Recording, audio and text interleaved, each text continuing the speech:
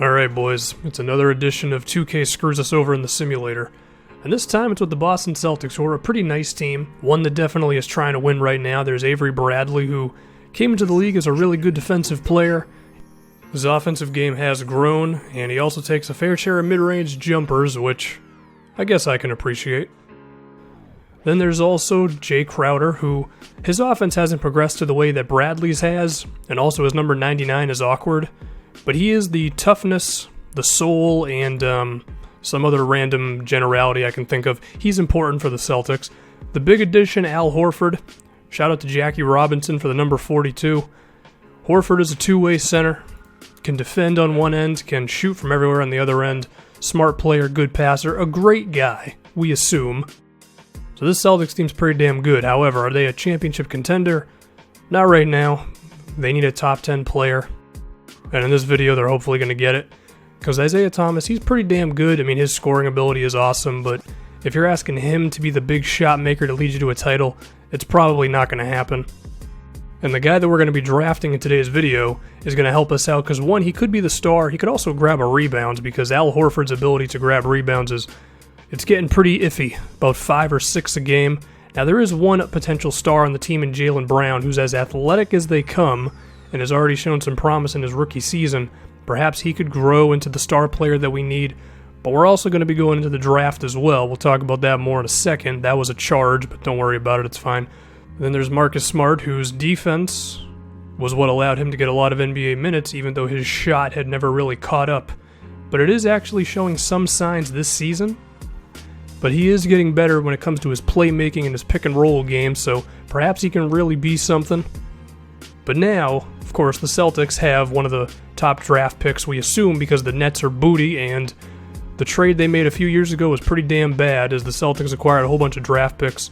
So for this video, what if the Boston Celtics draft Harry Giles out of Duke, who is supposed to be a star big man with, admittingly, some injury troubles. He's had some lower body things, but if he is what he's supposed to be, he is very athletic. DeAndre Jordan, Nerlens Noel, Andre Drummond status of athlete at the big man position. It would also give us 2 flat tops with Jaylen Brown as well as him, which, I mean, that's huge. That's the biggest thing that I can take away from this entire video.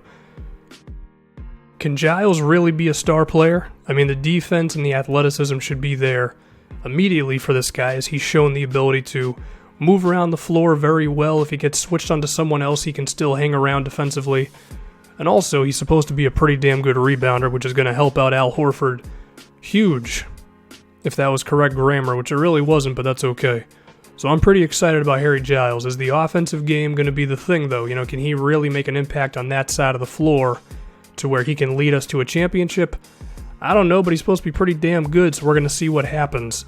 Now, while this is going on, we are still going to be developing other guys on the team. Like I have mentioned, Jaylen Brown. The jump shot has to come around. He's actually had moments of being pretty decent.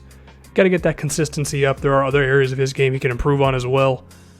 Can this Celtics team really win a championship or we'll just see how well they do within 3 years.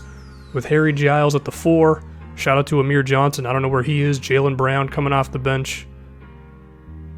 Now again, we're not going to be making any crazy moves here. Shout out to Isaiah Cannon or Cannon, whatever his name is. And, well, this is bad. You know how Boston fans are. The moment something gets bad, they go on Twitter and they just start yelling at everybody. Well, to be fair, they're going to do that anyway, but now if it's involved with the Celtics, it's going to get really bad. But hold on, the wins are starting to pile up now. And even with all these wins, I guarantee you that Tommy Heinsohn is still yelling at referees every single game, even if the team's winning by like 20 points. Even though they're not, but don't pay attention to it. Seriously, if you ever watched the Celtics national game and you were like, why the hell is the Celtics guy yelling at the referees all the time? He does it every single game. I've at this point have to mute Celtics games whenever I watch them, and I watch every single game, so that's always fun. 48 wins first season. I mean, it's actually the same record they had last season in real life, which is 2 years ago in the game. De'Aaron Fox, Rookie of the Year for the Bucks, because, I don't know, shout out to him. Take a gander at the production on the team. Where the hell is the scoring after Isaiah Thomas? Bradley's been like a 15-point scorer his whole career. Al Horford decided he doesn't want to shoot the ball anymore. Now, Harry Giles averaging almost a double-double in his rookie season. That's damn good, nearly 2 blocks a game. Jaylen did a good job off the bench. Isaiah's efficiency is awesome, but everybody else's is kind of besides Jalen from the field overall. So Isaiah's having to carry a load at the moment, and he is showing up, so that's good. Harry Giles, I'd say it's a pretty damn good first season for him. I wonder how many people he dunked on, and I wonder how many of his dunks then got quoted by Shea Serrano on Twitter with a really funny caption. Seriously, the funniest guy on Twitter, Shea Serrano. He works for The Ringer, and it's ridiculous how funny that guy is.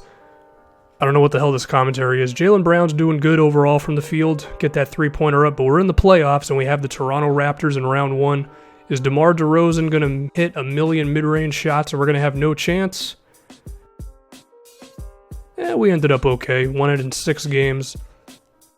Pretty balanced attack from us. That's the way to go with the Celtics, you know? Now on to round 2, the Indiana Pacers, and DeRozan's pretty scary. I think Paul George is a little more scary. He got a high five from LeBron in a playoff series. That's pretty much all you need. Like, he could have retired from basketball right there. I mean, it doesn't get much higher than that. And Paul George beats us in only 6 games. What the hell happened? Yep, he went off. He had 6 turnovers. I'm sure Skip Bayless will focus on that, and only that, even though they blew us out by like 100 points.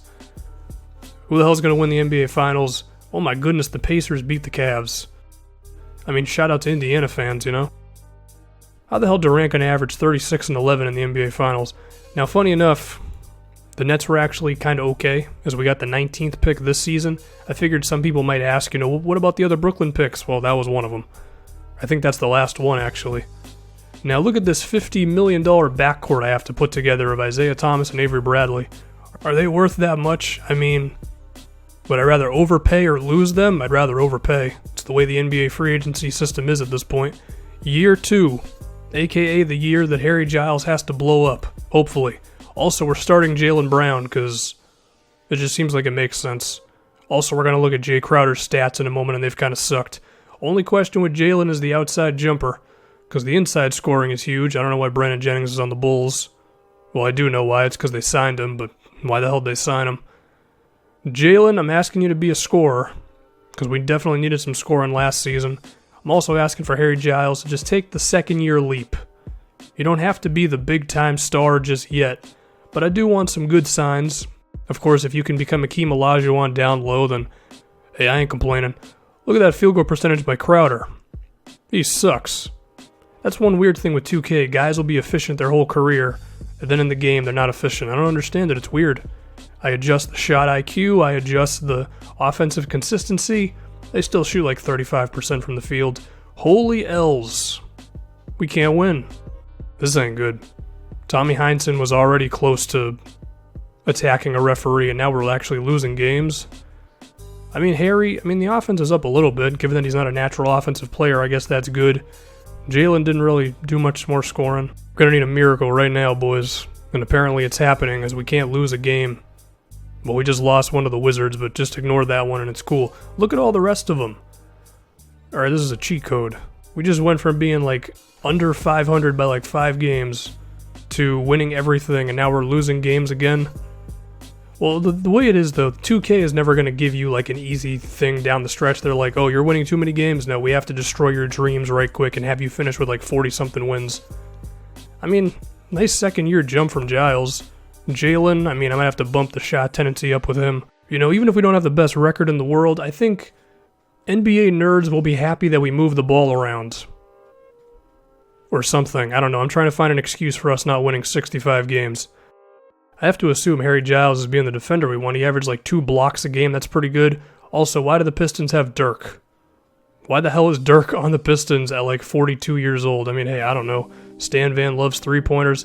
Is Andre Drummond going to grab 100 rebounds as they beat us in 4 games in the first round?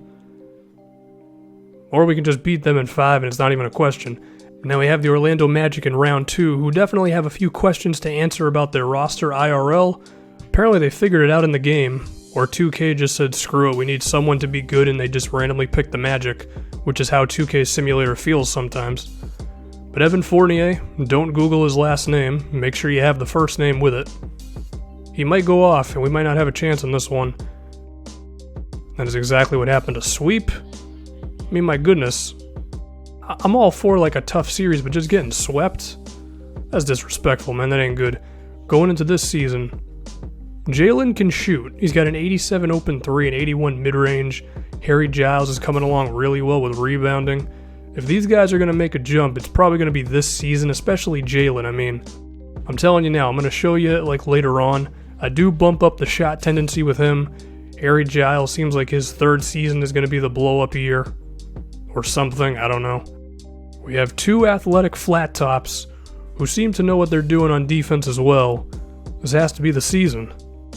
Alright, forget everything I just said. We're going into panic mode. We're 0-5. Luckily, we had a bunny against the Kings and the T-Wolves. Okay, wait a minute. Is this team just trolling me? How the hell did they get to 12-12? They've done this 3 straight years now. They start off trash, and then they become pretty decent by not losing any games. Seriously, is there like a conspiracy in the NBA for the referees to like have us suck in the beginning and then we get really good? Maybe that would do something to the NBA payroll, or I have no freaking clue, man. I just know we keep winning, and it's actually kind of ridiculous. But the funny thing is, the stats don't really change at all. Isaiah actually did worse production-wise. Now, Harry Giles, 13 and 12. That's really damn good. Jalen was up a little bit, but like the shot tendency's up to 85. I figured he was going to be at like 15, 16, 17 points a game or something, and Jalen, he's like a content 12. He's like Andre Iguodala. He has the ability to put up points. He just doesn't. And it's not because he can't, he just doesn't want to. But you know what? I bet this team is fun. We did have like a 6-game improvement, so that's pretty damn good in the end. Al Horford's still hanging on at like 30-something years old. I mean, hell, maybe we go on the playoff run this season. I've had times where I take like a 45-win team all the way through the damn playoffs with 2K. I think LeBron won the MVP 9 years in a row. That guy looks exactly like Darren Williams. So now we have the 76ers in round 1, so it's the battle of the small forwards. Except one small forward averages 12 points and the other one is the next LeBron James and Ben Simmons. I'm sure we'll be fine. It'll be okay, right? It's only Ben Simmons and Joel Embiid and whatever else. I mean, we won 7 more games than them, so we should be all good. Or we get swept. So once again, doing this thing, it seems that 2K has just disrespected us. Or 2K has the prophecy, and the prophecy says all these draft picks that we're envisioning, none of them are going to work out. I don't know. The Rockets won the championship. Shout out to Fear the Beard. So there you have it. If the Celtics draft Harry Giles, I mean, they'll still be pretty decent. They'll just get swept in the playoffs every year, which no one actually wants. Hopefully this doesn't actually happen because I'm a Celtics fan. Who knows?